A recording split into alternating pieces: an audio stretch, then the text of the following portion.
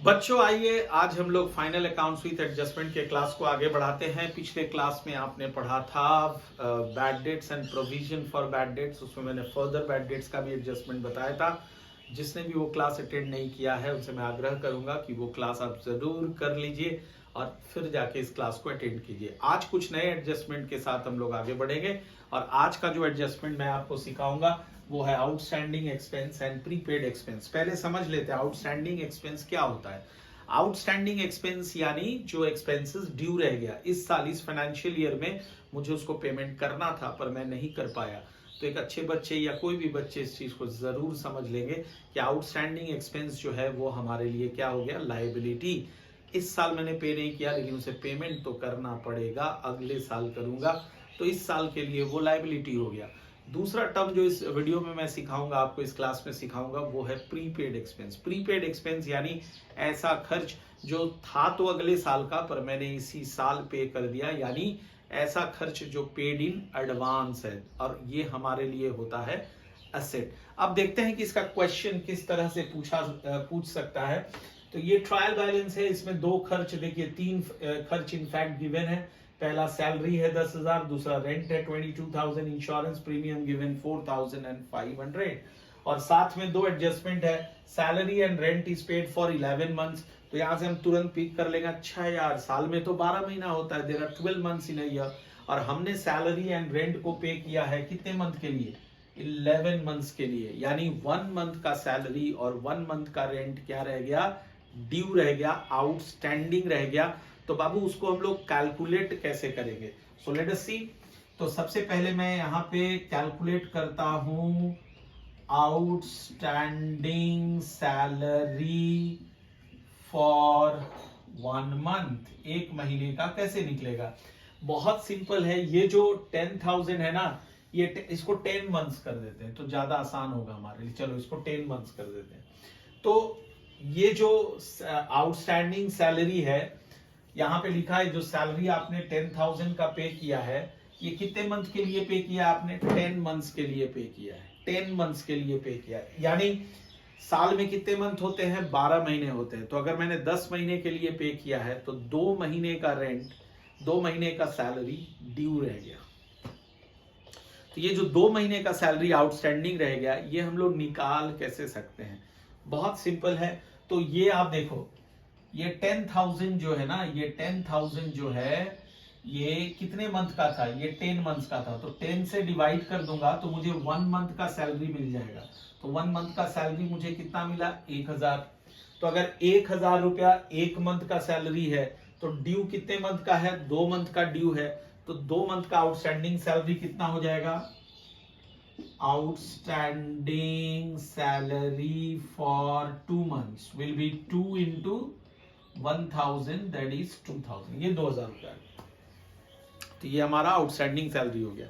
उसी तरह से आपको निकालना पड़ेगा आउटस्टैंडिंग रेंट। क्लियर, आओ निकालते हैं। सो पहले हम लोग क्या करेंगे, आउटस्टैंडिंग रेंट निकालेंगे फॉर 1 मंथ, एक महीने का आउटस्टैंडिंग रेंट निकालते हैं। तो यहाँ पे रेंट कितना गिवन है, 22,000 गिवन है और वो कितने मंथ का पेड है, 10 मंथ्स का। तो हम क्या करेंगे, 22,000 से डिवाइड कर देंगे 10 को, तो हमें मिल जाएगा 2,200। ये 1 मंथ का रेंट है आउटस्टैंडिंग। तो 2 मंथ्स का मेरे को चाहिए, तो outstanding rent for 2 months will be 2 into 2,200, that is 4,400। तो सबसे पहले हम एग्जाम में ये वर्किंग नोट को कैलकुलेट कर लेंगे, आउटस्टैंडिंग है कितना आखिर, outstanding salary and outstanding rent. Clear, अब समझेंगे इसका इफेक्ट हमारे ट्रायल ट्रेडिंग पीएनएल और बैलेंस शीट में कहां आने वाला है। तो सबसे पहली बात है कि चूंकि ये इसी साल के खर्च है, ये जो आपने आउटस्टैंडिंग सैलरी यहां कैलकुलेट किया 2,000 का, ये सैलरी खर्च तो इसी साल का था, हमने पे नहीं किया, खर्च तो इसी साल का है। आउटस्टैंडिंग रेंट ये 4,400 मुझे पे तो इसी साल करना था, मैंने पे नहीं किया। तो अक्रूवल बेसिस ऑफ अकाउंटिंग कहता है भले आपने साल के खर्चों को पे नहीं किया हो, आउटस्टैंडिंग रह गया हो, पर फिर भी आपको उसे अपने प्रॉफिट एंड लॉस अकाउंट में दिखाना जरूरी है। यानी चूंकि वो इसी साल से रिलेटेड है, तो इस साल के पीएनएल अकाउंट में ये दोनों आउटस्टैंडिंग एक्सपेंस जरूर आएगा। साथ ही साथ ये दोनों हमारे लिए लायबिलिटी भी है, तो इसलिए ये बैलेंस शीट के लायबिलिटी साइड में चला जाएगा। तो आपको हमेशा याद रखना है कि कोई भी चीज जो एडजस्टमेंट में रहता है वो हमेशा दो जगह आता है। तो आइए इसको देखते हैं। जब आप प्रॉफिट एंड लॉस अकाउंट यहाँ पे बनाओगे इस क्वेश्चन का, तो आप इन दोनों को कैसे दिखाने वाले हो? सबसे पहले आप क्या दिखाओगे यहाँ पे? टू सैलरी जो ऑलरेडी आपने पे किया है 10,000, उसके साथ ऐड करोगे आउटस्टैंडिंग सैलरी जो आपने निकाला है 2,000। आई होप ये 2,000 इसको जोड़ दिया, तो अल्टीमेटली आप सैलरी अपने पीएनएल में कितना दिखाने वाले हो? 12,000।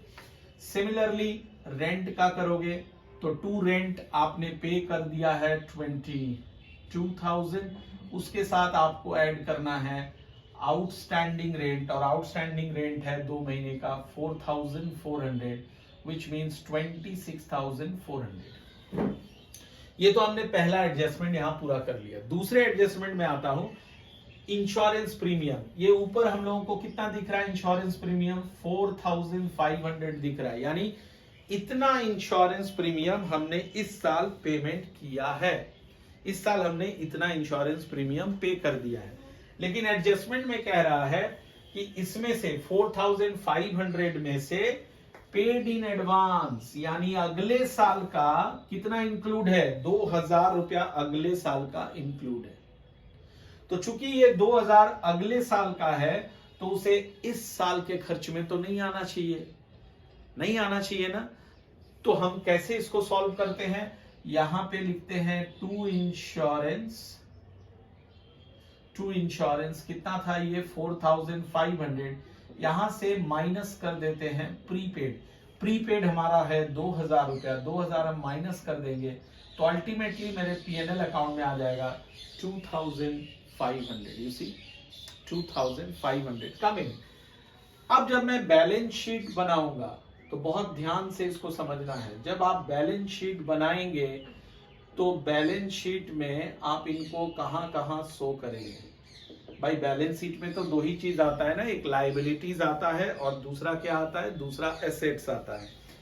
तो ये जो आउटस्टैंडिंग सैलरी है और आउटस्टैंडिंग रेंट है, ये हमारे लिए लायबिलिटी होता है, तो आप इसको लायबिलिटी साइड में दिखाएंगे। Outstanding salary how much? 2,000 का आउटस्टैंडिंग सैलरी था, वो दिखा देना है।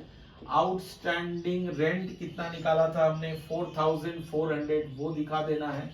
और ये जो प्रीपेड इंश्योरेंस है, ये हमारे लिए है एसेट। ठीक है, इसको आप एसेट साइड में शो करेंगे, प्रीपेड इंश्योरेंस। और ये कितना दिया हुआ था प्रीपेड? 2,000। तो उम्मीद करता हूं आपको ये एडजस्टमेंट समझ आ गया। अब मैं आपको लेके चलता हूं नेक्स्ट एडजस्टमेंट में।